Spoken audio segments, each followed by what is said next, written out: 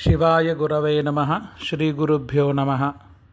శ్రావణ మాస ప్రయుక్తంగా విజయ ట్రస్ట్ వారి తరపున జపజ్యోతి సభ్యులందరం కలిసి శక్తి పంచాక్షరి మంత్ర పురస్చరణానుష్ఠానం చేసుకుంటున్నాము.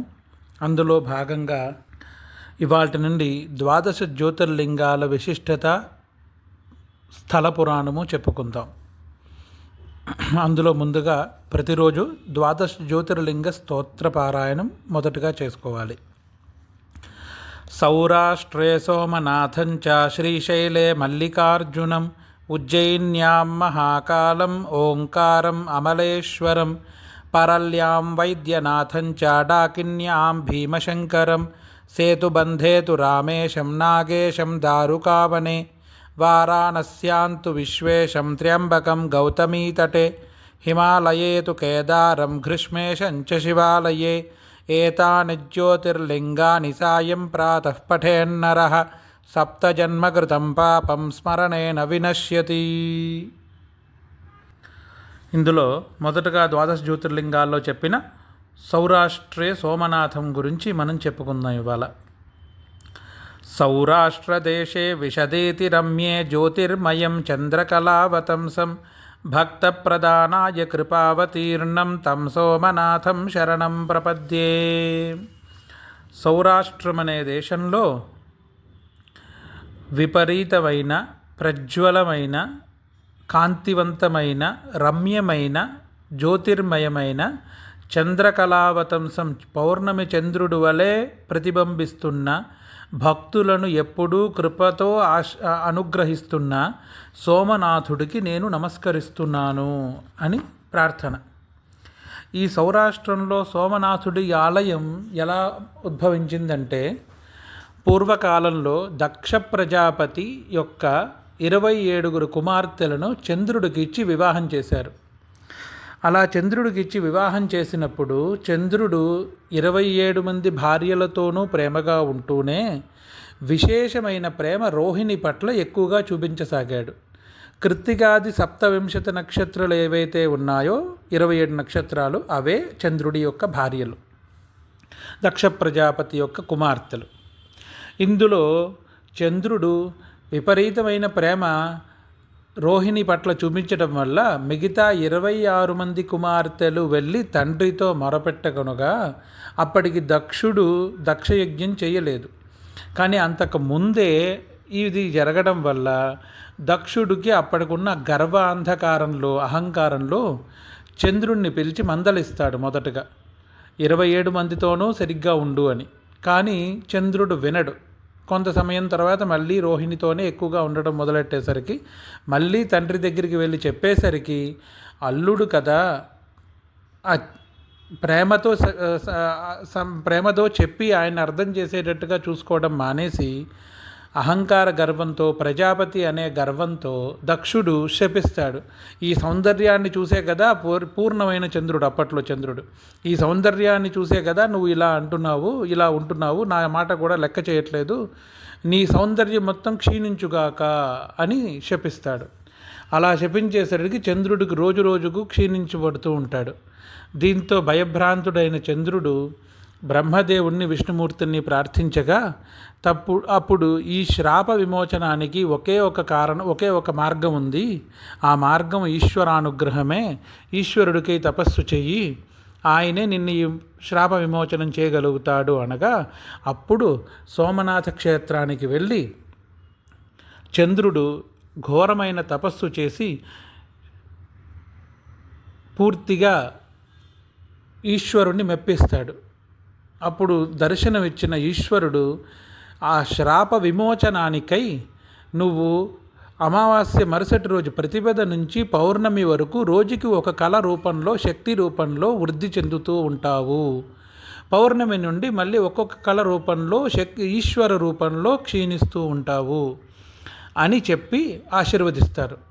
అలాగే ఉండడం వల్లే అమ్మవారికి మనం ఎలా అయితే నవరాత్రులు చేస్తామో ఆ నవరాత్రుల కన్నా విశేషమైన ఆరాధన అమ్మవారికి ఒక ఆరాధన ఉంది. లలితా సహస్రనామంలో కూడా ఒక చోట చెప్పి ఉంటుంది, ప్రతిపన్ముఖ్య రాకాంత తిథి మండల పూజిత. దాన్నే తిథి మండలము అంటారు. పాడ్యం అమావాస్య మరుసటి రోజు పాడ్యమి నుండి మొదలెట్టి పౌర్ణమి వరకు రోజుకు ఒక కళారూపంలో అమ్మవారు ఉంటుంది. ఆ తిథి మండల 15 రోజులు అమ్మవారి ఆరాధన పూజా విధానం ఉంటుంది.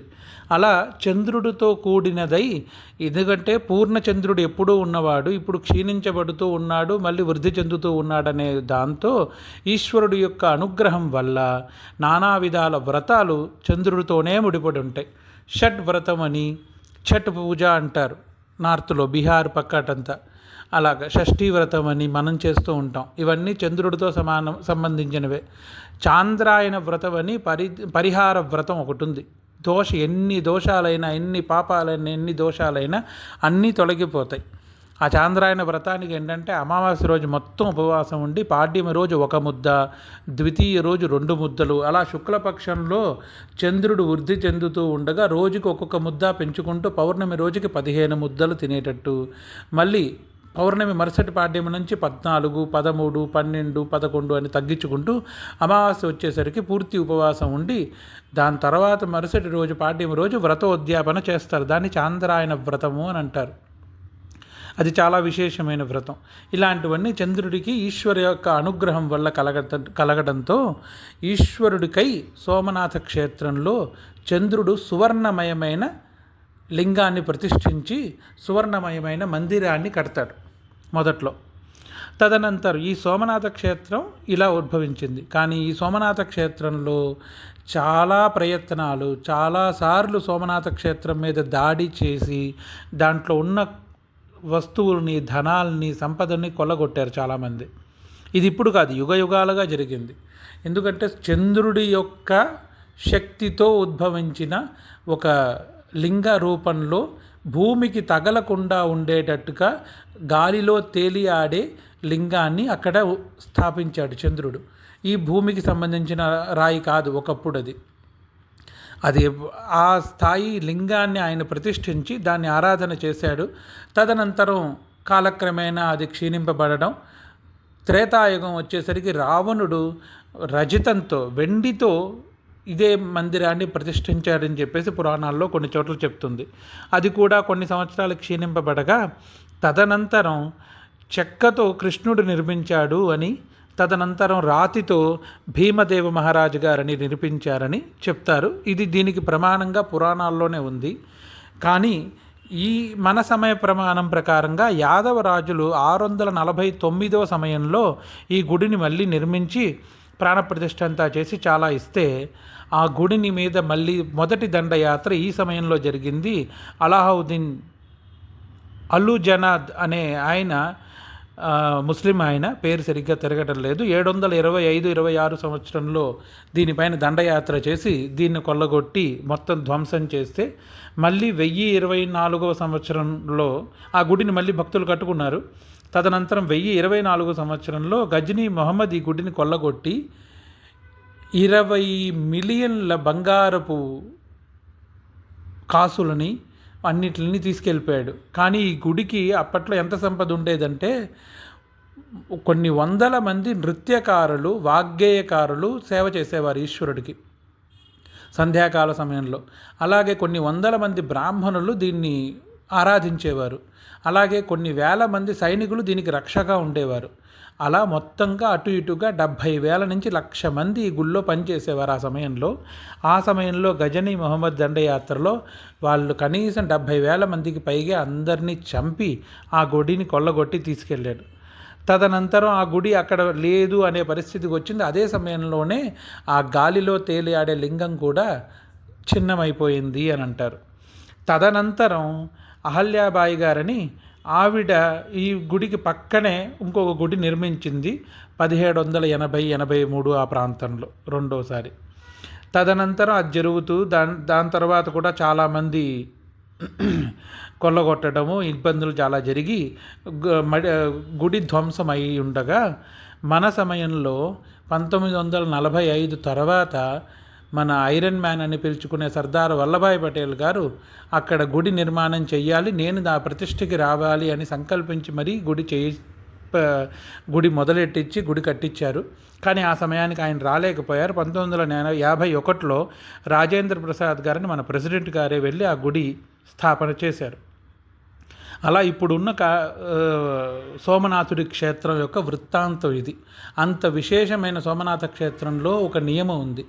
ఏంటంటే అక్కడ ఒక రోజు రాత్రి నిద్ర చేసి ఆ ఈశ్వరుడికి ఆరాధనతో పాలతో అభిషేకం చేసిన వాడికి ఎటువంటి చంద్రదోషమైనా పోతుంది అని పురాణోక్తి. ఈ సోమనాథ ఆలయానికి దగ్గరలోనే ఉన్నది చాలా విశేషమైన క్షేత్రాలు. ఈ క్షేత్రం లోపల సోమనాథ ఆలయ దర్శనానికి వెళ్ళడానికి ముందు బయట కపర్తి వినాయకుడు అని వినాయక స్వామి విగ్రహము గుడి ఉంటుంది. మొదట దాన్ని దర్శనం చేసుకుని అక్కడి నుంచి దిగ్విజయ ద్వారం అనే ద్వారాన్ని దర్శనం చేసి ప్రార్థన చేసుకున్న తర్వాతే లోపల మృత్యుంజయుడిని దర్శనం చేసుకోవాలి. తదనంతరమే నందీశ్వర దర్శనం, తదనంతరమే సోమనాథుడి దర్శనం చేసుకోవాలి. అలా ఉంటుంది ఈ గుడిలో. ఈ దర్శన విశేషంతో పాటు ఇక్కడ బ్రాహ్మణులకి సంతర్పణ చేయడం, బ్రాహ్మణులకి వస్త్రదానాలు, వెండి దానము, అలాగే బియ్యము ఇత్యాది స్వయంపాక దానాలు ఇవ్వడం చాలా శ్రేష్టకరం. ఈ గుడికి దగ్గరలోనే త్రివేణి సంగమం కూడా ఉంది. హిరణ్య, కపిల, సరస్వతి అనే 3 నదుల సంగమము, అది వెళ్ళి సముద్ర సంగమం కూడా జరుగుతుందన్నమాట. ఆదిశంకరాచార్యులు వారు ఇక్కడ తపస్సు చేశారని ఒక నానుడి ఉంది. ఆదిశంకరాచార్యులు వెళ్ళారు, ఇక్కడ తపస్సు కూడా చేశారు. ఇక్కడే ద్వాదశ జ్యోతిర్లింగ స్తోత్రాన్ని కూడా ఆయన చెప్పారు. అలాగే దీనికి దగ్గరలోనే కృష్ణుడు విశ్రమించినప్పుడు కోయవాడు వేసిన బాణానికి కృష్ణుడు బొటన వేలికి విషబాణం తగిలి పార్థివ శరీరాన్ని వదిలి మోక్షగతిని పొందిన స్థానం కూడా ఈ సోమనాథుడి క్షేత్రానికి దగ్గరలోనే ఉంటుంది. ఎప్పుడైనా భవిష్యత్తులో సమయం కుదిరితే 1-2 రోజులు సమయం తీసుకుని మరి ఈ ద్వాదశ జ్యోతిర్లింగాల్లో సోమనాథుడి దర్శనానికి వెళ్ళి రావడం సర్వశ్రేయస్కరం. కుదిరితే అని అంటున్నాను, కానీ కుదిరించుకుని వెళితే కనుక ఇంకొక 2 రోజులు ఎక్కువగా పెట్టుకుని వెళ్ళి, దీనికి కొంత దూరంలోనే ఉంటుంది ద్వారక, కృష్ణుడి యొక్క స్థానం. చాలా విశేషమైనది, విశిష్టమైనది. దర్శనమే చాలా విశేషం. ఆ స్థానాన్ని కూడా దర్శనం చేసుకుని రండి వెళ్ళినప్పుడు. సోమనాథేశ్వర హర హర మహాదేవ హర. శివాయ గురవే నమః. రేపటి రోజు శ్రీశైల విశేషంతో మళ్ళీ కలుద్దాం. ఓం శ్రీం హ్రీం నమః శివాయ. ఓం శ్రీం హ్రీం నమః శివాయ. ఓం శ్రీం హ్రీం నమః శివాయ.